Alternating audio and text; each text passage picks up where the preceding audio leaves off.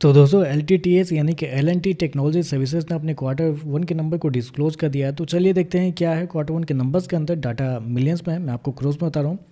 तो देखिए पिछले क्वार्टर की बात करते हैं तो पिछले क्वार्टर में कंपनी 2,982 करोड़ का रिवेन्यू जनरेट की थी ऑपरेशन के थ्रू। पिछले साल की बात करते हैं तो 2,461 करोड़ के आसपास, जबकि अभी देखें तो कंपनी के रेवेन्यू बढ़ के 2,866 करोड़ आपको जाता हुआ देखने को मिला। तो साल दर साल जाते हैं तो साल दर साल कंपनी के रेवेन्यू के अंदर एक अच्छी खासी तेजी आपको देखने को मिले। लगभग बोल सकते हैं आप 16 से 17% के आसपास का जंप है कंपनी के रेवेन्यू के अंदर साल दर साल। जबकि क्वार्टरली बेस पे जाते हैं तो क्वार्टरली बेस पे कंपनी के रेवेन्यू के अंदर गिरावट आपको देखने को मिले। 3-3.5% के आसपास की गिरावट आपको देखने को मिली। तो कंपनी का रेवेन्यू क्वार्टरली बेस पे गिरा है, लेकिन साल दर साल देखते हैं तो कंपनी के रेवेन्यू के अंदर तेजी आपको देखने को मिल रही है। कंपनी शो कितना किया है, 2,866 करोड़ का रेवेन्यू कंपनी इस क्वार्टर में शो किया, जबकि मार्केट का जो अनुमान था वो था लगभग 2,911 करोड़ के आसपास। तो यहाँ पे देखें तो मार्केट के अनुमान से कंपनी का रेवेन्यू आपको कम या लगभग इनलाइन ही कर सकते हैं आप, क्योंकि 1-1.5% ऊपर नीचे चलता है। तो लगभग आप कर सकते हैं इनलाइन देखने को मिल रहा है। खर्चे की बात करते हैं तो देखिए पिछले क्वार्टर में कंपनी खर्चे 2,604 करोड़ थे, पिछले साल 2,091 करोड़, जबकि अभी देखें तो कंपनी खर्चे 2,501 करोड़ आपको जाता हुआ देखने को मिला। तो खर्चे देखें तो खर्चे ठीक है, कंट्रोल में आपको देखने को मिला है, क्योंकि रेवेन्यू आपको गिरता हुआ देखने को मिला। तो कंपनी के खर्चे भी क्वार्टरली बेस पे गिरते हुए देखने को मिले, जो कि एक अच्छी बात है यहाँ पे।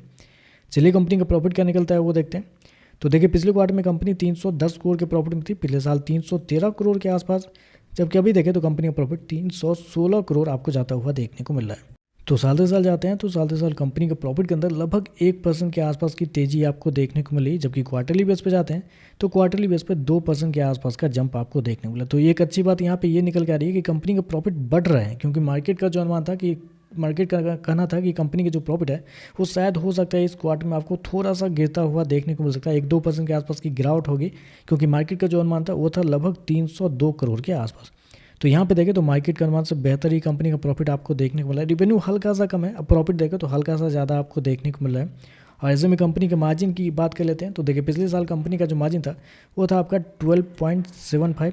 पिछले क्वार्टर में देखते हैं तो पिछले क्वार्टर में 10.40 के आसपास था, जबकि इस क्वार्टर में देखते हैं तो कंपनी का मार्जिन 11.02 आपको जाता हुआ देखने को मिला। तो मार्जिन हालांकि साल दर साल आपको कम होते हुए देखने को मिल रहा है, जबकि क्वार्टरली बेस पे जाते हैं तो क्वार्टरली बेस पे कंपनी का मार्जिन आपको इंप्रूव होते हुए देखने को मिल रहा है। ईपीएस की बात करते हैं तो देखिए पिछले क्वार्टर में कंपनी का ईपीएस 29 रुपये 38 पैसे, पिछले साल 29 रुपये 65 पैसे, अभी देखो तो 29 रुपये 81 पैसे आपको जाता हुआ देखने को मिल रहा है। तो ओवरऑल देखा जाए तो नंबर मतलब थोड़े से पॉजिटिव आप कहेंगे, निगेटिव तो नहीं कहेंगे आप इसमें, क्योंकि कंपनी का प्रॉफिट एस्टिमेट से बेहतर देखने को मिल रहा है। साल दर साल क्वार्टर क्वार्टर बढ़ते हुए देखने को मिला है। कंपनी के रेवेन्यू के अंदर भी बड़ी तेजी है साल दर साल, क्वार्टरली बेस पे थोड़ा सा कम होता हुआ देखने को मिला, जितना मार्केट का अनुमान था उससे 1-1.5% कम है। तो ओवरऑल देखें तो नंबर हल्के से पॉजिटिव है। बाकी इस पर देखते हैं, शेयर ऑलरेडी बहुत ज़्यादा पिटा हुआ भी शेयर है, तो देखते हैं इस पर मार्केट का कैसा रिएक्शन आपको देखने को मिलता है। आज के लिए बस इतना ही। वीडियो पसंद आए तो लाइक कीजिएगा, साथ में साथ चैनल को सब्सक्राइब जरूर कीजिएगा। धन्यवाद।